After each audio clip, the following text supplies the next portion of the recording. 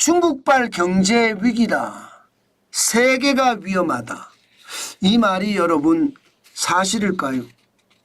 최근에 미국의 유력 경제지죠. 월스트리트 저널 말입니다. 월스트리트 저널에서 말입니다. 특별 기획 기사를 실었습니다. 그 기사를 보면요. 중국은 지금 위기다. 마치 1991년 일본을 닮아가는 것 같다. 지금처럼 이대로 계속 간다면 1990년대 일본의 디플레이션 함정에 빠지는 것, 잃어버린 10년이 시작된 시점이 1990년대거든요. 지금 중국이 딱 그 모양새를 맞춰간다. 그렇게 이야기를 하고 있습니다. 문제는 중국이 고꾸라지면 세계 경제가 괜찮겠냐 하는 이야기예요. 기본적으로 일본식 침체를 중국이 가져간다면 세계에 미칠 파장도 어마무시하다는 거예요. 중국의 어떤 침체가 전 세계 시장에 어떤 상황을 악화시켜서 위기로 몰고 갈 수도 있다는 이야기입니다. 예, 그 구체적인 내용을 보면 말입니다. 똑같이 이야기합니다. 중국의 부동산 시장이 무너진 거, 일본의 부동산 시장이 무너진 거 지금 똑같이 이야기합니다. 중국은요 2021년 이후에 적어도 말입니다. 가계자산이 18조 달러 정도 없어졌다고 해요. 18조 달러. 2021년 이후면 부동산이 떨어질 때입니다. 2021년 6월만 하더라도 신규 주택 가격 지수는 4.7%나 올라갔었습니다. 그러던 것이 2022년 5월부터 마이너스 0.1%가 떨어지더니요. 주구장창 떨어졌습니다.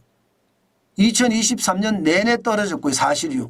뭐 2023년 5월에 0.1% 올라가고 6월에 0.0%라고 하지만 일시적이었고요. 그 이후로 다 떨어졌습니다. 지금은요 2024년 11월 현재예요. 마이너스 5.7%가 떨어지고 있는 상태입니다. 그렇게 생각을 하면 손실 규모가 18조 달러니까 글로벌 금융위기 때 미국의 손실이 이거보다 적었습니다. 쉽게 말하면 글로벌 금융위기 때 미국도 손실이 많았을 거 아니에요. 그런데 그 손실이 지금 중국의 18조 달러보다는 적었다는 거예요.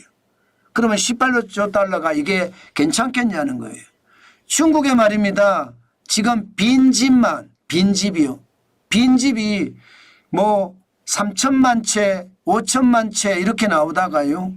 이번에 월스트리트 저널에서는 8천만 채로 예상을 합니다. 8천만 채. 그만큼 말입니다. 중국의 상황은 지금 최악이라는 겁니다. 지금 중국 정부가 사실상 감추고 있다는 거예요. 실제로 발표하는 지표들을 종합해보면 나쁩니다. 국채금리 내려가는 거 보세요. 2025년 1월 6일에 1.590%까지 10년물 국채금리가 내려갔습니다. 그야말로 중국은 디플레이션 함정에 빠져 있다고 해도 과언이 아닙니다. 1990년대 초에 일본의 상황과 굉장히 유사합니다. 굉장히 유사합니다. 그만큼 말입니다. 중국의 상황은 지금 엄청나다 이렇게 이야기할 수가 있고요. 10년물 국채금리가 이만큼 떨어졌다는 것은 여러분 여러 가지로 해석할 수가 있습니다. 딱 두 가지만 해석을 해볼게요. 하나는 중국이 금리를 내린다. 그죠? 금리를 내리기 때문에 10년물 국채금리가 내려가는 겁니다. 금리를 왜 내립니까? 경기가 나쁘다는 것을 반증하는 거죠. 다른 하나는요. 부자들이 예적금 빼서 중국 채권을 산다는 이야기도 됩니다. 채권을 많이 사면 수요가 늘어나면 기본적으로 금리는 내려갑니다. 그죠? 예, 내가 이자 덜 받을게. 그리고 액면가 더 높여줄게. 너 사줄래? 이렇게 되는 거예요. 그러니까 중국의 기본적인 침체가 된다는 부자들이 채권을 왜 삽니까? 안전자산이라 사는 거잖아요. 안전자산이라 사는 이유는 경제가 나빠지기 때문에 안전자산을 사는 거거든요. 실제로 물가를 보면 그런 경향이 강합니다. 디플레이션의 경향이 굉장히 강합니다. 벌써 생산자 물가는요 26개월째 마이너스를 기록하고 있습니다. 26개월째. 이게 돈을 쏟아붓는데도 물가는 계속 마이너스 26개월째입니다. 소비자 물가도요 12월에 0.1밖에 오르지 않았습니다. 그러니까 이게 돈을 쏟아부으면 당연히 돈의 가치가 떨어지고 실물의 가치가 올라가면서 물가가 올라가줘야 정상인데 그렇지 못하다는 겁니다. 돈 부어봤자 소비는 더 안 한다는 이야기예요. 게다가 부채. 중국은 지금 부채 감당하기 쉽지 않습니다.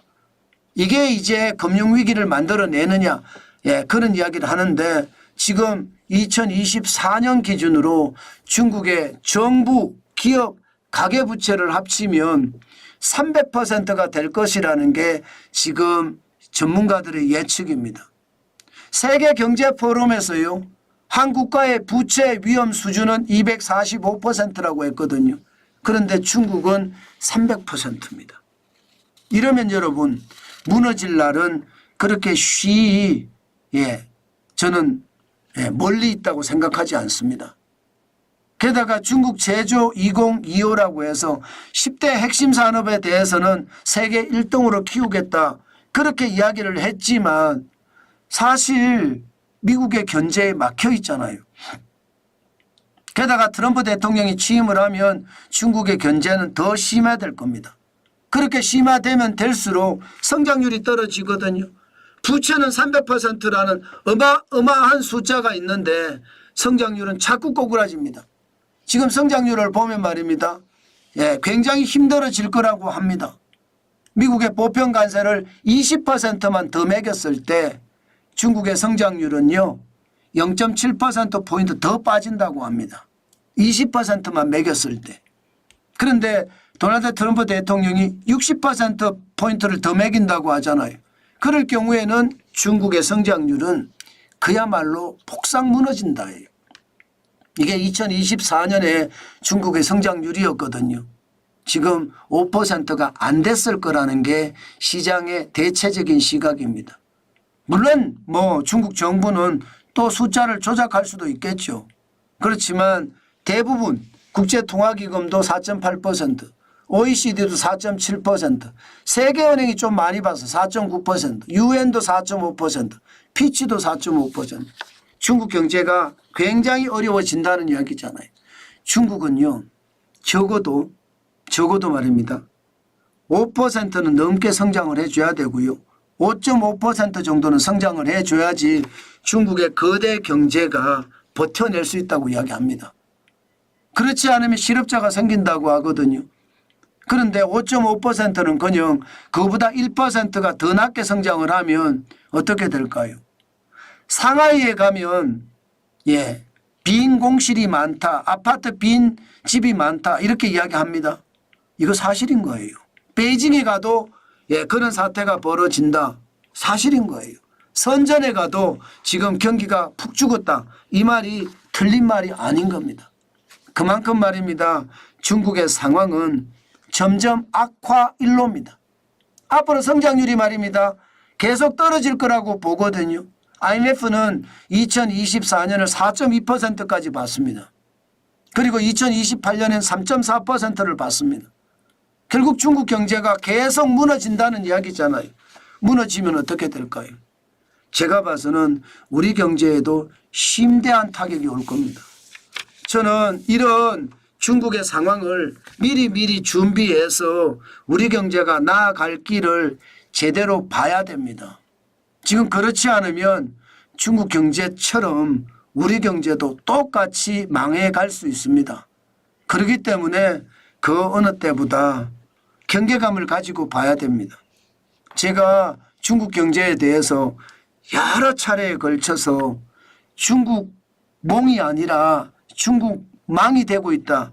그 말씀을 많이 드리는데 현실입니다. 월스트리트 저널에서도 그렇게 이야기할 정도면요. 중국의 상황은 굉장히 어렵다. 이렇게 봐도 틀린 말이 아닙니다. 때문에 여러분 중국에 대한 투자 제가 어제도 말씀을 드렸지만 하지 마세요. 저는 확실하다 그래도 저는 안 할 것 같습니다. 그만큼 상황이 어렵다는 뜻 다시 한번 여러분에게 말씀 올립니다.